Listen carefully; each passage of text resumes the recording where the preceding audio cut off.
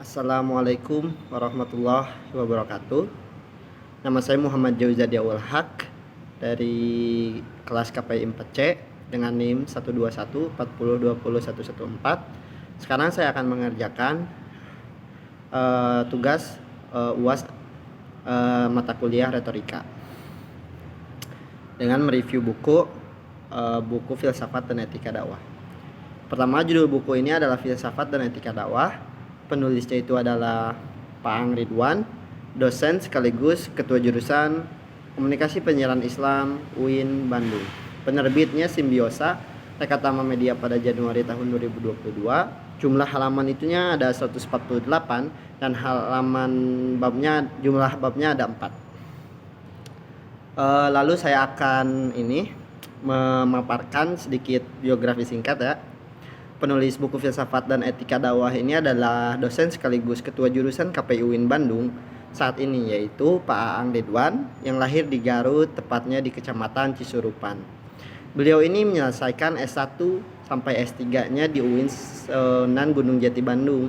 Beliau merupakan sosok yang ahli dalam berdakwah.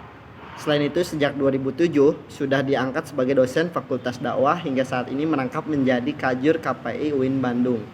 Hadirnya buku ini merupakan wujud cita-cita beliau untuk ikut serta memberikan kontribusi bagi pengembangan dakwah baik dalam ranah teoritis dan praktiknya. Langsung masuk ke review buku ini. Jadi jika kita bicara tentang filsafat dan etika, dua hal ini merupakan hal yang penting bagi seorang dai agar lebih mudah dalam memahami tantangan dakwah yang dihadapi di era ini, yang dimana masyarakat tidak lagi bisa didekati dengan pendekatan atau metode yang itu-itu saja.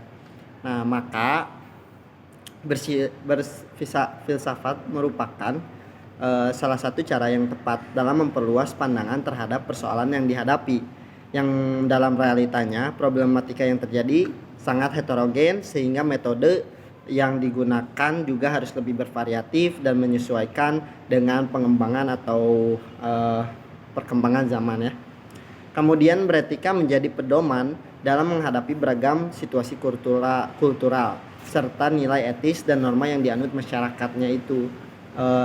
Buku Filsafat dan Etika Dakwah ini memaparkan beberapa konsep dasar filsafat yang meliputi pengertian umum, sejarah, cabang kajian, dan analisis teks dan filsafat yang dibahas pada bab pertama.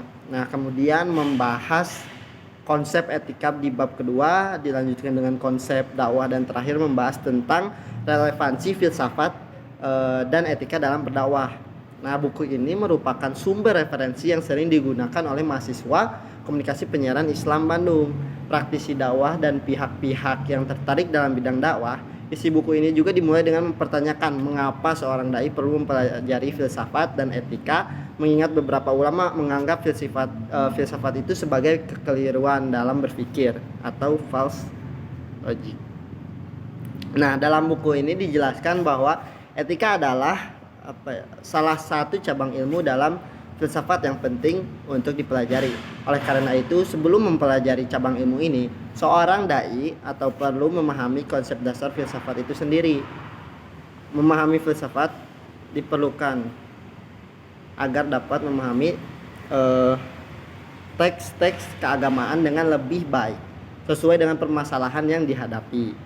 Belajar filsafat juga membantu para dai menyadari bahwa tantangan dakwah di masyarakat akibat perubahan zaman ini membutuhkan metode dakwah yang dinamis dan sesuai dengan perkembangan zaman. Seperti itu. Jadi secara keseluruhan buku ini memakai kata-kata yang jelas, tidak asing, mudah dipahami oleh kalangan mahasiswa maupun pendakwah, dan selain itu juga buku ini sangat cocok dan bermanfaat bagi para pendai atau pendakwah sebagai referensi, karena di sini banyak sekali penjelasan yang sangat jelas, akurat, dan terpercaya mengenai hal etika dakwah. Dan yang paling penting, buku ini adalah sumber ilmu yang bisa dipakai tidak hanya untuk para pendai, tetapi juga semua yang membacanya. Seperti itu. Mungkin sekian dari saya. Assalamualaikum warahmatullahi wabarakatuh. Maaf jika ada salah-salah kata dan segala kekurangannya. Terima kasih, Pak Aang.